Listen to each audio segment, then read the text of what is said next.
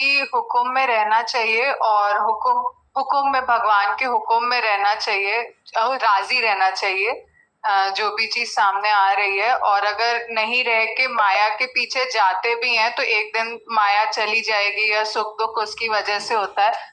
पर दीदी जो चीज एक्सपीरियंस करते हैं डेली लाइफ में, कि अगर किसी चीज में मैं मेरे का भाव रखते हैं तो एक रिस्पॉन्सिबिलिटी के साथ उसको करने का भाव आता है। और अगर मैं मेरे का भाव नहीं रखते हैं तो कहीं ना कहीं लापरवाह हो जाते हैं।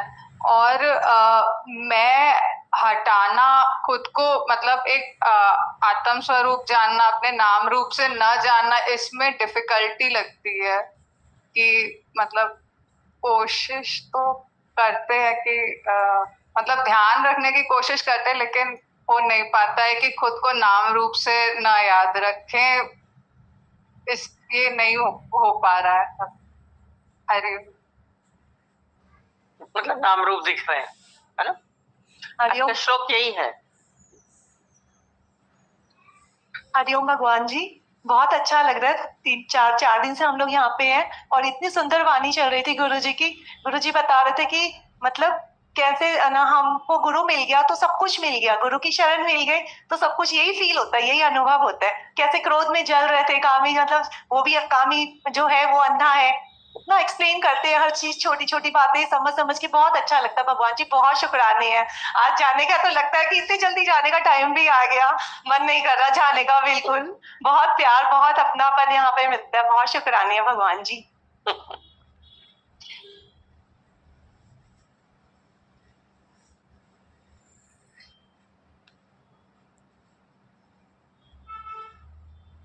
शुक्राने। गुरु जी बोल रहे थे समर्थ योग से आपको मुक्ति मिलती, समर्थ योग में रहोगे तो आपकी मुक्ति मिलेगी। समर्थ योग का थोड़ा मतलब बता दीजिए। और वैसे तो मुक्त कहते हैं कि बताते हैं, गुरु जी बताते हैं कि मुक्त स्वरूप तो हम खुद है। समर्थ योग का मतलब बता दीजिए।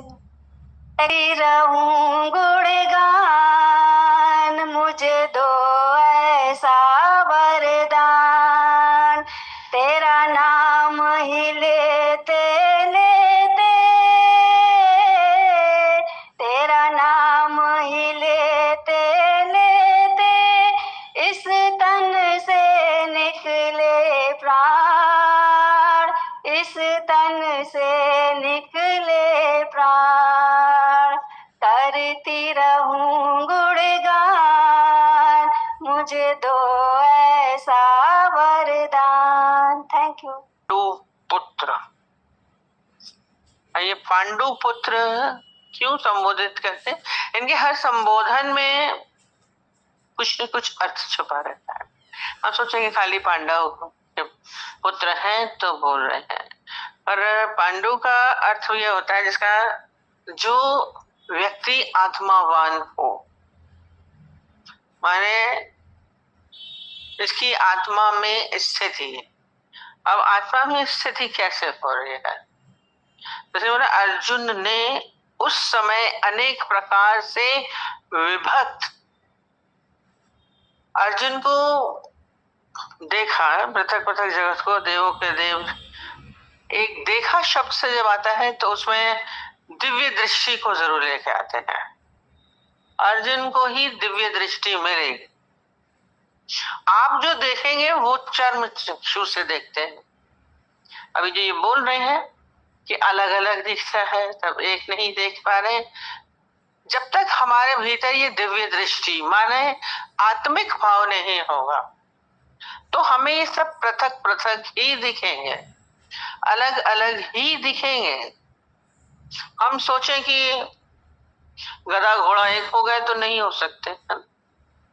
तो ये एक ही दिख रहे हैं कि पृथक पृथक संपूर्ण जगत को किसमें देखा? देवों के देव श्री कृष्ण भगवान के शरीर में। ये संसार अभी कल बोला विविधता है, बहुत अलग अलग है। पशु पक्षी वृक्ष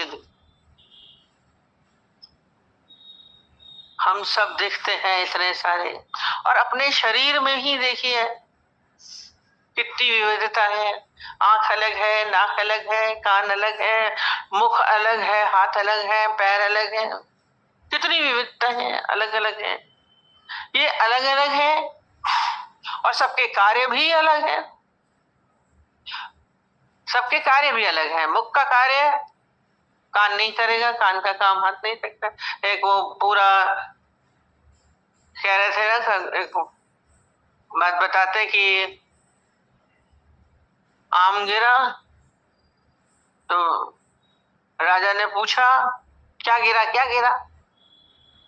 तो एक व्यक्ति ने देखा था, तो क्या बोलता है? कहता है जिसने गिरता हुआ सुना उसने देखा नहीं, जिसने देखा उसने सूंघा नहीं, जिसने सूंघा उसने वो बोल नहीं सकता। राजा हैरान हो गया था। माने आवाज सुनी, गिरा कानों ने, वो देख नहीं सकता। फिर जिसने देखा गिरते हुए तो वो बोल नहीं सकता। सबके शरीर में ही हमारे अलग अलग है, पृथक पृथक है। पर कभी आपने उनको अलग बोला? कभी उनको अलग बोलते हैं? एक ही समझते ना, हमारे ही शरीर का ही एक अंग है, पृथक पृथक है। भगवान के उस शरीर में एक जगह स्थित देखा, जैसे शरीर में सब अलग है, ऐसे ही ये पूरा संसार में जो विविधताएं दिख रही हैं, जड़ चाहे चेतन, अच्छा चाहे बुरा, दोस्त चाहे दुश्मन, संबंधी है, मित्र है, दुश्मन है, अपने हैं, पराये हैं, अपने ही संबंधों में अलग अलग बोलेंगे। ये माँ है, ये पिता है, ये भाई है, ये बहन है। अभी ये कह रहे नहीं दिख रहा, हम भाई को भाई देखेंगे, बहन को बहन देखेंगे। अब बोलेंगे ये तो देखेंगे, पति को पति देखेंगे, पत्नी को पत्नी देखेंगे, बेटे को बेटा देखेंगे। पृथकता है। ये अनेकता में एकता वाली चीज प्रश्न उठा था ना, तो ये अनेकता है, अनेकता पर एक शरीर में देखा। पहले एक को अनेक पे, अब अनेक को एक में देखना, और ये दिव्य दृष्टि से ही संभव हो सकता है। हमें नहीं दिख रहा है कि हमारे भीतर उस दिव्यता का अनुभव नहीं हुआ। वो भी क्या हुआ, जब कृष्ण ने दी उसको, कृष्ण ने अर्जुन को दिव्य दृष्टि दी, तभी उसको ये दिव्यता का अनुभव हो रहा है कि सब एक है, एक कृष्ण के अंदर सब उसको नजर आ रहे हैं। प्रकृति है, सब अलग अलग है, पेड़ है, पौधे हैं, पृथ्वी है, आकाश है। हम बोलेंगे कितना है, 3 लोक हैं, अलग अलग है। तो बोले वो खराब है तो खराब दिखता है, वो दुश्मन दिखता है, हम उसको भगवान नहीं देख सकते, हम आत्मा नहीं देख सकते। बात हमारी हरदम अंदर में एक ही आती है, पर क्यों नहीं दिखता? वो हम उसको अलग अलग देखने की कोशिश करते हैं। कई लोग बोलते हैं कि संसार सब मिथ्या है, बेकार है। फिर बोलेंगे अच्छा ज्ञान के हिसाब से ना मिट्टी और सोना एक ही है, ठीक है, एक बोल दिया। अब ज्ञान से आप बोल भी देंगे, अभी तो आप बोल रहे नहीं है। महात्मा लोगों ने जिन्होंने ज्ञान पढ़ लिया, शास्त्रों में पढ़ लिया, या सुन रहे हैं, हाँ हाँ सब एक है, हमारे लिए तो मिट्टी सोना एक है, पढ़ा है तो पढ़ा है, कोई बात ही नहीं है। तो बोले अगर आपका मिट्टी और सोना एक है, फिर बोलते हम सोने को हाथ भी नहीं लगाते हैं। एक तो है, हम तो पैसे को हाथ नहीं लगाते हैं, हम सोने को हाथ नहीं लगाते हैं, तो मिट्टी को भी नहीं लगाइए। फिर बोलिए हम मिट्टी को तो नहीं बोलते हैं कि मिट्टी को हाथ नहीं लगाते हैं, हम सोने को हाथ नहीं लगाते हैं। आपको इतनी इंपॉर्टेंस है, सोना बहुत प्यारी, एक नहीं देख रहे, खाली बोल रहे कि हम एक है, सोना और मिट्टी। अंदर से पृथकता है। ये सही मायने में एक हो जाए तो फिर मिट्टी है या सोना है। आप तो सोने को तिजोरी में भर के रखें, सोने को तो तिजोरी में भरेंगे, मिट्टी को तो तिजोरी में भरेंगे नहीं। या तो दोनों को हाथ लगा लीजिए, मिट्टी को भी हाथ लगाइए, सोने को भी हाथ लगाइए। बोलने की चीज नहीं है ये हमें भीतर एक ये अनुभव है। कैसे अनुभव है इसको इतनी बार तात्विक दृष्टि से बताते हैं। सोना और मिट्टी एक है। वो गुरुजी रंका पंका की कहानी हमारे सत्संग में बहुत चलती। दोनों हस्बैंड वाइफ ज्ञानी थे, चले जा रहे थे रास्ते से, और सबको पता है सोना मिट्टी एक है। तो देखा कि अंका ने देखा एक जगह सोना पड़ा हुआ है, और वो अंका पीछे था। तो बोला ये सोना देख के कहीं इसको लालच न लगे, सोना है, इसको उठाए ना। हम लोग महात्माओं को तो उठाना नहीं होता है, सोना हमारे लिए नहीं बनते, सोने को नहीं हाथ लगाना चाहिए। पर हम तो समझते हैं, पर वो ना समझे, इसकी वृत्ति न भंग हो जाए, ये उठा ले दूसरे की चीज। तो उसके लिए उसने क्या किया, नीचे झुका और उस सोने को मिट्टी से ढक रहा था। जब उसने उस मिट्टी को ढक रहा था तो नीचे बैठा था। उतनी देर में पीछे से बंक पड़ गया। बोला क्या कर रहे हो? कहता कुछ नहीं कुछ नहीं। कहता कुछ तो कर रहे थे, नीचे क्यों बैठ गए थे? चलते चलते तुम आगे चल रहे थे, मैं पीछे था, तुम नीचे क्यों बैठ गए हो? कहता कुछ नहीं, चलो चलो चलो चलो। कहता अब तो हमको बताना पड़ेगा। और देखा भी मिट्टी का दे। बोला इसमें क्या कर रहे थे? उसको उत्सुकता होती है, ये क्यों नीचे बैठ के क्या कर रहा है? कहता चोट लग गई थी, तुम गिर गए थे, क्यों नीचे पर ये मिट्टी दिख रही है? उसको उत्सुकतावश उसने क्या किया, उसको खोल दिया, मिट्टी को खोला, तो अंदर से फिर ना सोना निकल आया।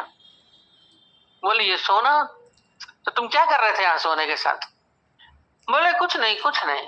बोले कुछ तो कर रहे थे, क्या मतलब था तुम्हारा? कहता मैं यहाँ से जा रहा था, मेरी नजर पड़ी थी, ऐसे खुला हुआ सोना पड़ा था, लगता है किसी का गिर गया था। तो बोला फिर तुम क्या कर रहे थे, उठा रहे थे? कहते नहीं उठा नहीं रहा था, हमारे लिए तो मिट्टी सोना एक है, हम क्यों उठाएंगे, हमको कोई आवश्यकता नहीं। हम लोग सब महात्माओं के लिए, संतों के लिए तो मिट्टी सोना एक बराबर होता है, क्या जरूरत? बोला फिर तुम क्या कर रहे थे? कहता तुम्हारी वजह से। कहता मेरी वजह से क्या है? मेरे को लगा कि तुम आओगे पीछे पीछे, मैं तो नहीं उठा रहा हूँ, मेरा तो नहीं है, हमारे लिए तो मिट्टी है, सोना नहीं है, मिट्टी है। पर मेरे को लगा कि तुमको ना इसमें लालच लग जाए, तुम इसको उठा लो, तो हमारे महात्मा का वो भंग हो जाएगा। तो इसलिए मैं सोचा मिट्टी रख दूंगा तो तुम्हारा ध्यान ही नहीं जाएगा। वो तेज ठहाका मार के हंसने लगा। बोले क्यों हंस रहे हो तुम?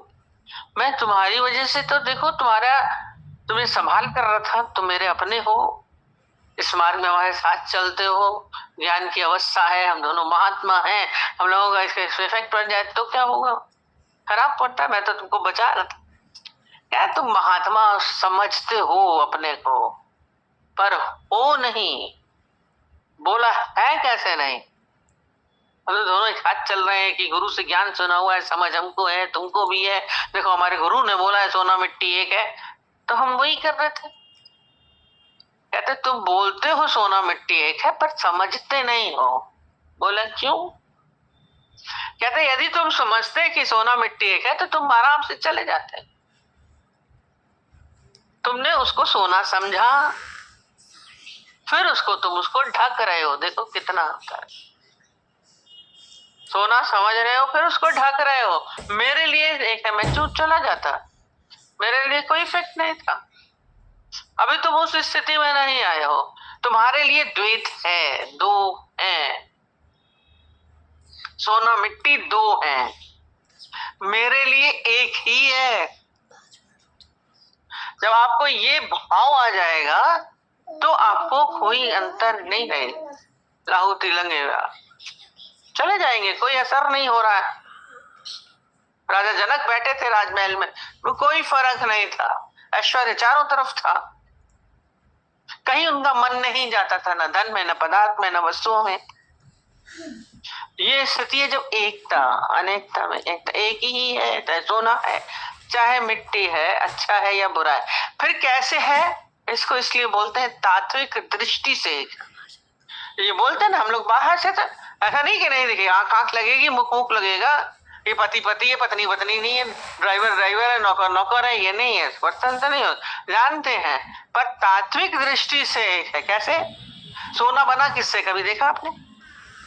सोना बनता मिट्टी से ही है, खानों से खोदा जाता है ना, वही सोना पड़े पड़े पड़े और पड़े मिट्टी बनने के साथ केमिकल्स जाते जाते वो सोना बन जाता है, तो सोना हो गया। वर्षों लगते हैं इसलिए उसकी कीमत है, और कीमत भी मनुष्य देता है, मनुष्य देता है, वही नहीं है एक खाली ये दृष्टिकोण है। कितनी बार ये बात पूरी अष्टवक्र में भी चली, बन गए सोने के आभूषण बहुत सारे बन गए, अब चेन भी है, नेकलेस भी है, बैंगल भी है, चूड़ी भी है, सब कुछ है। आप अलग अलग ही देखेंगे अनेकता। पर जौहरी क्या करेगा, वो खाली सोना देखेगा, उसकी दृष्टि सोने पे होती है। आप आकार देखते रहते हैं, अच्छा है बुरा है गलत है सही है, ये अलग अच्छा सोनी, ये चूड़ी अच्छी है ये नहीं अच्छी है। आप खरीदने जाएंगे तो कितनी विविधताएं होती है सोने की, बहुत सारी है, पर उस सोना वो खाली सोना इतने ग्राम का सोना है, सोने पे दृष्टि है। कितनी बार हम बताते हैं, हमने चूड़ी हम बेच रहे सोने वाले को दी, बिल्कुल आकार अच्छा था, मैं समझी कि वो आकार से वैसे ही लेगा, किसी को दे देगा, उसने एक सेकंड नहीं लगा यूं मोड़ दी पूरी।